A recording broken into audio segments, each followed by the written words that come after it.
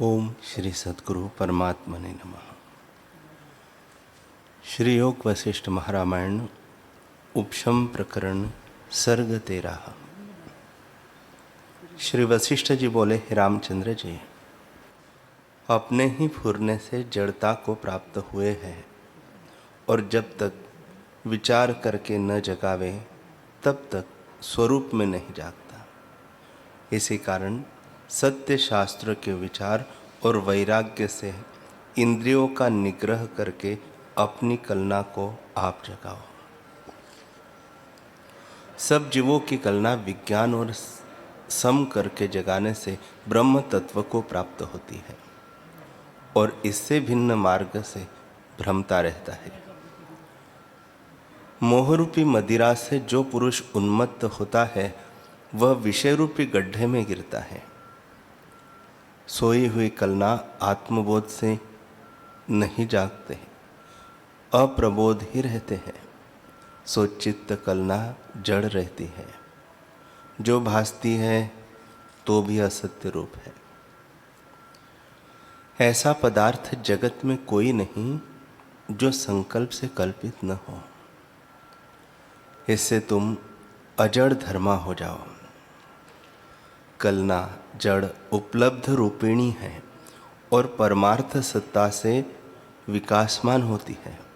जैसे सूर्य से कमल विकासमान होता है, जैसे पाषाण की मूर्ति से कहिए कि तू नृत्य कर तो वह नहीं करती क्योंकि जड़ रूप है, तैसे देह में जो कलना है वह चेतन कार्य नहीं कर सकती। जैसे मूर्ति का लिखा हुआ राजा गुरु शब्द करके युद्ध नहीं कर सकता और मूर्ति का चंद्रमा औषध पुष्ट नहीं कर सकता, तैसे ही कलना जड़ कार्य नहीं कर सकती। जैसे निरअवयव अंगना से आलिंगन नहीं होता, संकल्प के रचे आकाश के वन की छाया के नीचे कोई नहीं बैठता और मृग तृष्णा के जल से कोई तृप्त नहीं होता, तैसे ही जड़ रूप मन क्रिया नहीं कर सकता। जैसे सूर्य की धूप से मृग तृष्णा की नदी भासती है, तैसे ही चित्तकला के फुरने से जगत भासता है। शरीर में जो स्पंदन शक्ति भासती है वही प्राण शक्ति है और प्राणों से ही बोलता है, चलता बैठता है। ज्ञान रूप संवित जो आत्म तत्व है उससे कुछ भिन्न नहीं। जब संकल्प कलना फुरती है तब अहम तो हम इत्यादि कलना से वही रूप हो जाता है और जब आत्मा और प्राण का फुरना इकट्ठा होता है अर्थात प्राणों से चेतन संवित मिलता है, तब उसका नाम जीव होता है। और बुद्धि, चित्त, मन सब उसी के नाम हैं। सब संज्ञा अज्ञान से कल्पित होती है। अज्ञानी को जैसे भासती है तैसे ही उसको है। परमार्थ से कुछ हुआ नहीं। न मन है, न बुद्धि है, न शरीर है, केवल आत्मा मात्र अपने आप में स्थित है, द्वैत नहीं। सब जगत आत्मरूप है और काल क्रिया भी सब आत्मरूप है। आकाश से भी निर्मल, अस्ति नास्ति सब वही रूप है और अद्वैत फुरने से रहित है। इस कारण है और नहीं ऐसा स्थित है और सब रूप से सत्य है। आत्मा सब पदों से रहित है, इस कारण असत्य किनाई है और अनुभव रूप है, इससे सत्य है और सब कलनाओं से रहित केवल अनुभव रूप है। ऐसे अनुभव का जहाँ ज्ञान होता है वहाँ मन क्षीण हो जाता है। जैसे जहाँ सूर्य का प्रकाश होता है वहाँ अंधकार क्षीण हो जाता है। जब आत्मसत्ता में सम्मित करके इच्छा फुरती है तो वह संकल्प के सम्मुख हुई थोड़ी भी बड़े विस्तार को पाती है। तब चित्त कला को आत्मस्वरूप विस्मरण हो जाता है। जन्मों की चेष्टा से जगत स्मरण हो आता है और परम पुरुष को संकल्प से तन्मय होकर के चित्त नाम कहता है। जब चित्तकला संकल्प से रहित होती है तब मोक्ष रूप होती है। चित्तकला फुरने का नाम चित्त और मन कहते हैं और दूसरी वस्तु कोई नहीं। एकता मात्र ही चित्त का रूप है और संपूर्ण संसार का बीज मन है। संकल्प के सम्मुख होकर के चेतन संवित का नाम मन होता है और निर्विकल्प जो चित्त सत्ता है वह संकल्प करके मलिन होती है, तब उसको कलना कहते हैं। वही मन जब घटादि किनाई परिच्छिन्न भेद को प्राप्त होता है तब क्रिया शक्ति से अर्थात प्राण और ज्ञान शक्ति से मिलता है। उस संयोग का नाम संकल्प विकल्प का कर्ता मन होता है। वही जगत का बीज है और उसके लीन करने के दो उपाय हैं, एक तत्व ज्ञान और दूसरा प्राणों को रोकना। जब प्राण शक्ति का निरोध होता है तब भी मन लीन हो जाता है और जब सत्य शास्त्रों के द्वारा ब्रह्म तत्व का ज्ञान होता है तो भी लीन हो जाता है। प्राण किसका नाम है और मन किसको कहते हैं? हृदय कोश से निकलकर जो बाहर आता है और फिर बाहर से भीतर आता है वह प्राण है। शरीर बैठा है और वासना से जो देश देशांतर भ्रमता है उसका नाम मन है। उसको वैराग्य और योगाभ्यास से वासना से रहित करना और प्राण वायु को स्थित करना, ये दोनों उपाय हैं। हे रामचंद्र जी, जब तत्व ज्ञान होता है तब मन स्थित हो जाता है, क्योंकि प्राण और चित्तकला का आपस में वियोग होता है और जब प्राण स्थित होता है तब भी मन स्थिर हो जाता है, क्योंकि प्राण स्थित हुए चेतन कला से नहीं मिलते, तब मन भी स्थित हो जाता है और नहीं रहता।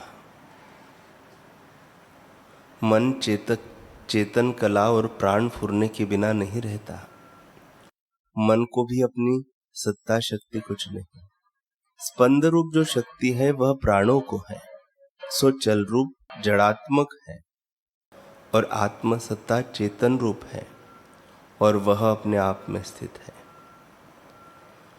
चेतन शक्ति और स्पंद शक्ति के संबंध होने से मन उपजा है, सो उस मन का उपजना भी मिथ्या है। इसी का नाम मिथ्या ज्ञान है। हे रामचंद्र जी, मैंने तुमसे अविद्या जो परम अज्ञान रूप संसार रूपी विष को देने वाली है कही है। चित्त शक्ति और स्पंदन शक्ति का संबंध संकल्प से कल्पित है। जो तुम संकल्प न उठाओ तो मन संज्ञा क्षीण हो जाएगी। इससे संसार भ्रम से भयवान मत हो। जब स्पंद रूप प्राण को चित्त सत्ता चेतती है तब चेतने से मन चित्त रूप को प्राप्त होता है और अपने फुरने से दुख प्राप्त होता है।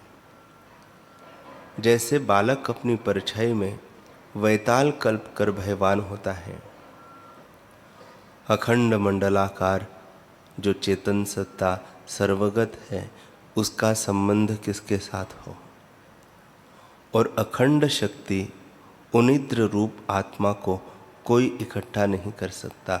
इसी का कारण संबंध का अभाव है। जो संबंध ही नहीं तो मिलना किससे हो, और मिलाप न हुआ तो मन की सिद्धता क्या कहिए। चित्त और स्पंद की एकता मन कहती है। मन और कोई वस्तु नहीं है। जैसे रथ, घोड़ा, हस्ती, प्यादा, इनके सिवा सेना का रूप और कुछ नहीं। तैसे ही चित्त स्पंद के सिवा मन का रूप और कुछ नहीं। इस कारण दुष्ट मन के समान तीनों लोकों में कोई नहीं। जब सम्यक ज्ञान हो तब मृतक रूप मन नष्ट हो जाता है। मिथ्या अनर्थ का कारण चित्त है, इसको मत धरो, अर्थात संकल्प को त्याग करो। हे रामचंद्र जी, मन का उपजना मिथ्या है, परमार्थ से नहीं, संकल्प का नाम मन है। इस कारण कुछ है नहीं। जैसे मृग तृष्णा की नदी मिथ्या भासती है, तैसे ही मन मिथ्या है। हृदय रूपी मरुस्थल है, चेतन रूप सूर्य है और मन रूपी मृग तृष्णा का जल भासता है। जब सम्यक ज्ञान होता है तब इसका अभाव हो जाता है। मन जड़ता से निस्वरूप है और सर्वदा मृतक रूप है। उसी मृतक ने सब लोगों को मृतक किया है। यह बड़ा आश्चर्य है कि अंग भी कुछ नहीं, देह भी नहीं और न आधार है न आधेय है, पर जगत को भक्षण करता है और बिना जाल के लोगों को फंसाए है। सामग्री से बल, तेज, विभूति, हस्त, पद आदि रहित लोगों को मारता है। मानो कमल के मारने से मस्तक कट जाते हैं। जो जड़ मूक अधम है, वे पुरुष ऐसे मानते हैं कि हम बांधे हैं, मानो पूर्णमासिका के चंद्रमा की किरणों से जलते हैं। जो शूरमा होते हैं वे उनको हनन करते हैं। जो अविद्यमान मन है उसी ने मिथ्या ही जगत को मारा है और मिथ्या संकल्प और उदय और स्थित हुआ है। ऐसा दुष्ट है जो किसी ने उसको देखा नहीं। मैंने तुमसे उसकी शक्ति कही है, सो तो बड़ा आश्चर्य रूप विस्तृत रूप है। चंचल असतरूप चित्त से मैं विस्मित हुआ हूं। जो मूर्ख है वह सब आपदा का पात्र है कि मन है नहीं, पर उससे वह इतना दुख पाता है। बड़ा कष्ट है कि सृष्टि मूर्खता से चली जाती है और सब मन से तपते हैं। यह मैं मानता हूं कि सब जगत मूढ़ रूप है और तृष्णा रूपी शस्त्र के कण कण हो गया है। यह मैं मानता हूं कि सब जगत मूढ़ रूप है और तृष्णा रूपी शस्त्र से कण कण हो गया है।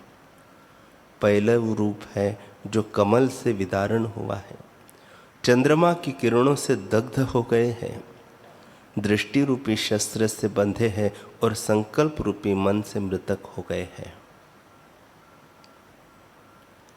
वास्तव में कुछ नहीं, मिथ्या कल्पना से नीच कृपण करके लोगों को हनन किया है। इससे वे मूर्ख है और मूर्ख हमारे उपदेश के योग्य नहीं।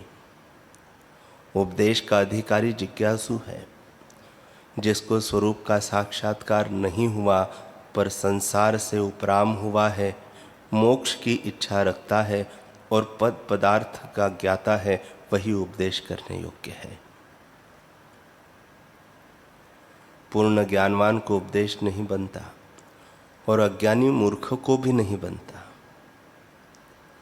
मूर्ख वीणा की धुनी सुनकर भयवान होता है और बांधव निद्रा में सोया पड़ा है, उसको मृतक जान के भयवान होता है और स्वप्न में हाथी को देखकर भय से भागता है। इस मन ने अज्ञानियों को वश किया है और भोगों का लव जो तुच्छ सा सुख है उसके निमित्त जीव अनेक यत्न करते हैं और दुख पाते हैं। हृदय में स्थित जो अपना स्वरूप है उसको वे नहीं देख सकते और प्रमाद से अनेक कष्ट पाते हैं। अज्ञानी जीव मिथ्या ही मोहित होते हैं।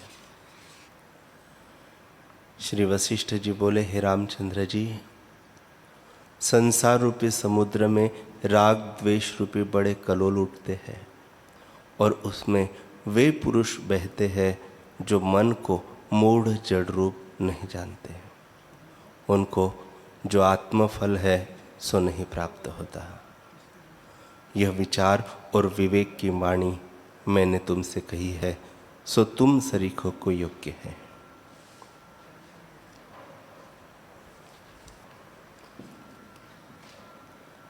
हरि ओम,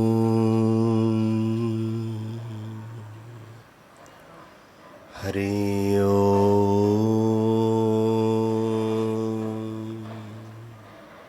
ओम सहनावतु सहनौ भुनक्तु सह वीर्यं करवावहै तेजस्विनावधीतमस्तु मा विद्विषावहै। ओम शांति शांति शांति। श्री सद्गुरुदेव भगवान की जय।